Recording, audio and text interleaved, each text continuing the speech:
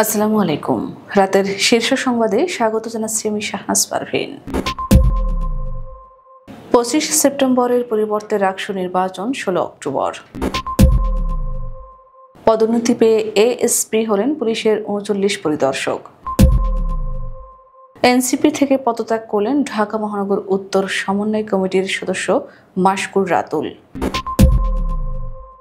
আন্দোলনে গুলি চালানোর নির্দেশ দেওয়া অডিওতে কণ্ঠ হাসিনার নিজের, ট্রাইব্যুনালে ফরেনসিক বিশেষজ্ঞ।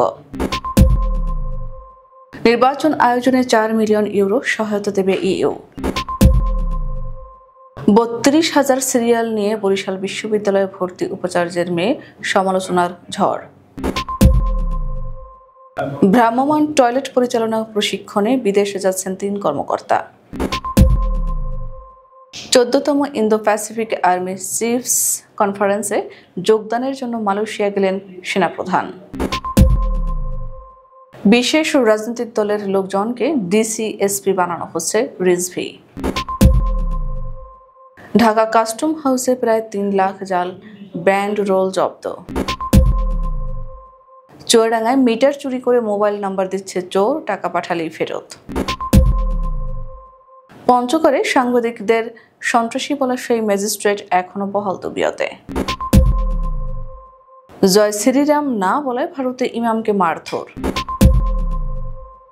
এবং ফিলিস্তিন রাষ্ট্রকে আজই স্বীকৃতি দিচ্ছে আরও 6 দেশ।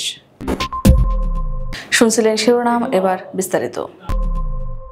রাজশাহী বিশ্ববিদ্যালয় কেন্দ্রীয় ছাত্র সংসদ নির্বাচন আগামী 25 সেপ্টেম্বর হওয়ার কথা থাকলেও তা পিছিয়ে 16 অক্টোবর নতুন তারিখে ঘোষণা করা হয়েছে।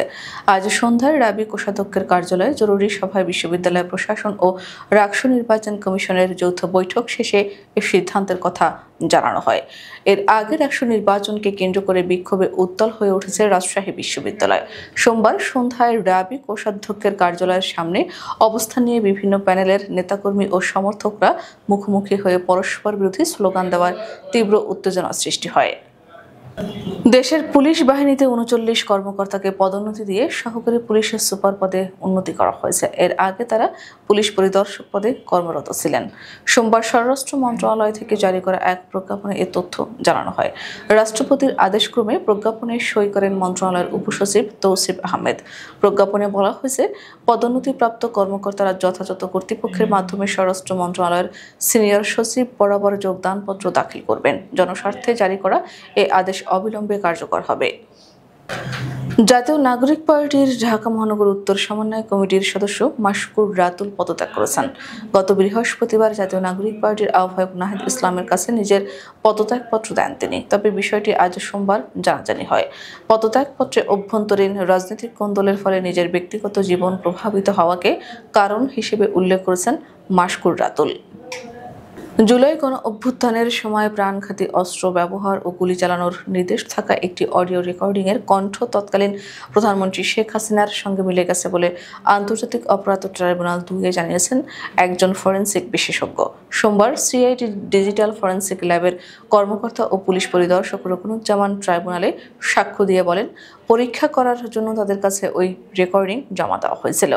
রকুনুজ্জামান ট্রাইব্যুনালে বলেন, পরীক্ষায় নারী কণ্ঠ তৎকালীন প্রধানমন্ত্রী শেখ হাসিনার সঙ্গে এবং পুরুষখণ্ড ঢাকা দক্ষিণ সিটি কর্পোরেশনের তৎকালীন মেয়র শেখ ফজলে নূর তাপসের সঙ্গে মিলে গেছে। জাতীয় সংসদ নির্বাচনকে সামনে রেখে ইউরোপীয় ইউনিয়নের প্রাক নির্বাচনী বিশেষজ্ঞ দল নির্বাচন কমিশনের সঙ্গে বৈঠকে বসেছে। সোমবার নির্বাচন ভবনে একটি প্রতিনিধি দলের সঙ্গে বৈঠক করেছেন ইসি কর্মকর্তারা। ইসি সূত্রে জানা গেছে, বাংলাদেশে অবাধ, সুষ্ঠু ও গ্রহণযোগ্য নির্বাচন আয়োজনে নির্বাচন কমিশনের পাশে থাকবে ইউরোপীয় ইউনিয়ন। গুচ্ছ ভর্তি পরীক্ষায় 32,000 সিরিয়াল নিয়ে পোষ্য কোটায় বরিশাল বিশ্ববিদ্যালয়ে ভর্তি হয়েছেন বিশ্ববিদ্যালয়ের উপাচার্য অধ্যাপক ডক্টর মোহাম্মদ তৌফিক আলমের মেয়ে। 2024-25 শিক্ষাবর্ষের স্নাতক প্রথম বর্ষের 40 নম্বর পেয়ে প্রথমে তিনি বিজ্ঞান অনুষদের একটি বিভাগে ভর্তি হন। পরে মাইগ্রেশনের মাধ্যমে জীববিজ্ঞান অনুষদের একটি বিভাগে সুযোগ পান। এবছর এই বিভাগে মেধা তালিকায় সর্বশেষ 5,035 সিরিয়াল পর্যন্ত শিক্ষার্থীরা ভর্তির সুযোগ পেয়েছে। এই ঘটনাটি বিশ্ববিদ্যালয় বিশ্ববিদ্যালয় ব্যাপক সমালোচনার জন্ম দিয়েছে। জানা গেছে, এই শিক্ষাবর্ষে বরিশাল বিশ্ববিদ্যালয়ে পোষ্য কোটায় মোট 3 জন শিক্ষার্থী ভর্তি হয়েছেন। উপাচার্যের মেয়ে ছাড়াও বাকি 2 জন হলেন বিশ্ববিদ্যালয়ের স্টোর কর্মকর্তা মাহমুদুল হাসানের ছেলে এবং ইলেকট্রিশিয়ান আরিফ হোসেন সুমনের ছেলে। গুচ্ছ ভর্তি পরীক্ষায় তাদের প্রাপ্ত নম্বর যথাক্রমে 39.50 এবং 53.50। পোষ্য কোটায় ভর্তি হওয়া এই 3 জনই জীববিজ্ঞান অনুষদে সুযোগ পেয়েছেন। এবছর পোষ্য কোটা সহ মোট 21 জন শিক্ষার্থী বিভিন্ন কোটায় ভর্তি হয়েছেন। নতুন 5টি ভ্রাম্যমাণ টয়লেট পরিচালনা ও রক্ষণাবেক্ষণ বিষয়ে প্রশিক্ষণ নিতে চীন যাচ্ছেন স্থানীয় সরকার বিভাগের 3 কর্মকর্তা। স্থানীয় সরকার বিভাগের যুগ্ম সচিব মাহবুবা আইরিনের সই করা এক সরকারি আদেশে তাদের বিদেশ ভ্রমণের অনুমতি দেওয়া হয়।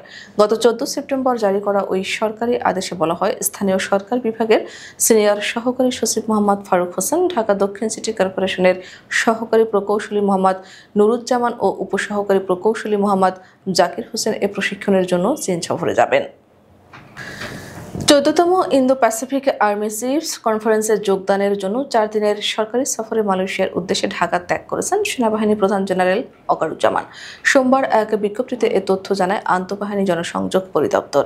এতে বলা হয়, মার্কিন ইন্দো প্যাসিফিক কমান্ড ও মালয়েশিয়ান ডিফেন্স ফোর্সের যৌথ আয়োজনে কুয়ালালামপুরে অনুষ্ঠিতব্য এই সম্মেলনে ইন্দো প্যাসিফিক অঞ্চলের স্থলবাহিনীর সেনাপ্রধানগণ উপস্থিত থেকে মৈত্রী ও সহযোগিতা জোরদার, অভিন্ন চ্যালেঞ্জের সমূহ মোকাবিলায় মতবিনিময় এবং আঞ্চলিক সংকটে সমন্বিত পদক্ষেপ গ্রহণের বিষয়ে আলোচনা করবেন।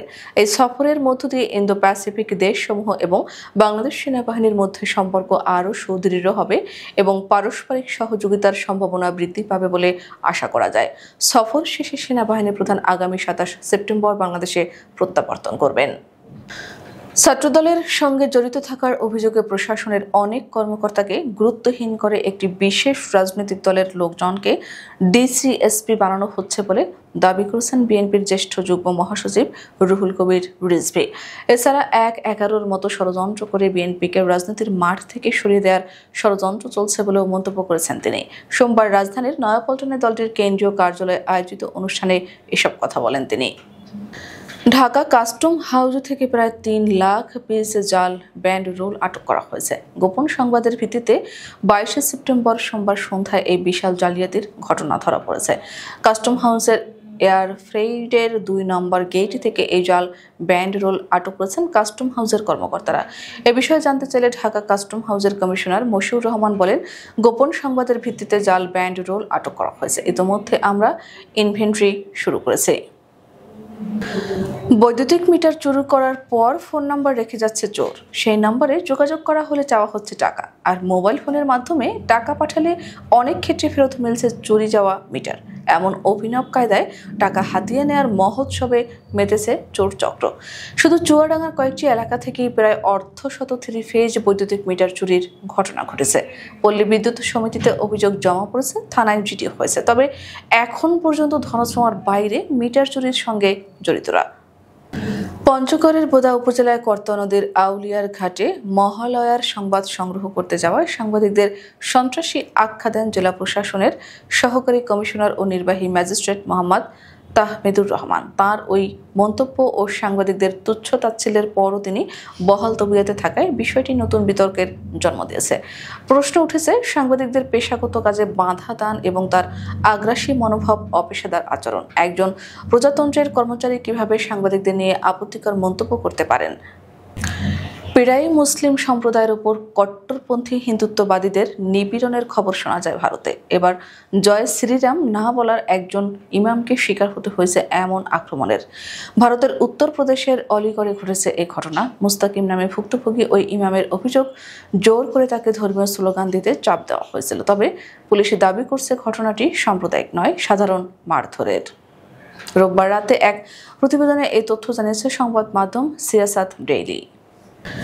নিউ ইয়র্কে বিশ্ব নেতাদের বার্ষিক সমাবেশের আগে জাতিসংঘের সাধারণ পরিষদে এক সম্মেলনের মাধ্যমে বেশ কয়েকটি দেশ আনুষ্ঠানিকভাবে ফিলিস্তিন রাষ্ট্রকে স্বীকৃতি দেবে। দীর্ঘমেয়াদী দ্বি-রাষ্ট্র সমাধান পুনরুজ্জীবিত করার লক্ষ্যে সোমবার ফ্রান্স ও সৌদি আরবের নেতৃত্বে এই সম্মেলন আয়োজন করা হবে। ফরাসি প্রেসিডেন্ট এমানুয়েল ম্যাক্রো সৌদি আরবের ক্রাউন প্রিন্স মোহাম্মদ বিন সালমানের সঙ্গে যৌথভাবে এতে সভাপতিত্ব করবেন। আমাদের আগামীকাল দুপুরের শীর্ষ সংবাদ দেখার আমন্ত্রণ জানিয়ে এখনকার মতো বিদায় নিচ্ছি। দর্শক, ভিডিওটি শেষ পর্যন্ত দেখার জন্য আপনাকে অসংখ্য ধন্যবাদ। নিত্য নতুন সংবাদ পেতে আমাদের ইউটিউব চ্যানেলটি সাবস্ক্রাইব করুন ও নিয়মিত নোটিফিকেশন পেতে বেল বাটনটি ক্লিক করুন এবং আমাদের ফেসবুক পেজটিতে লাইক করুন। এছাড়াও আমাদের ভিডিওতে লাইক দিয়ে শেয়ার করুন। আল্লাহ হাফেজ।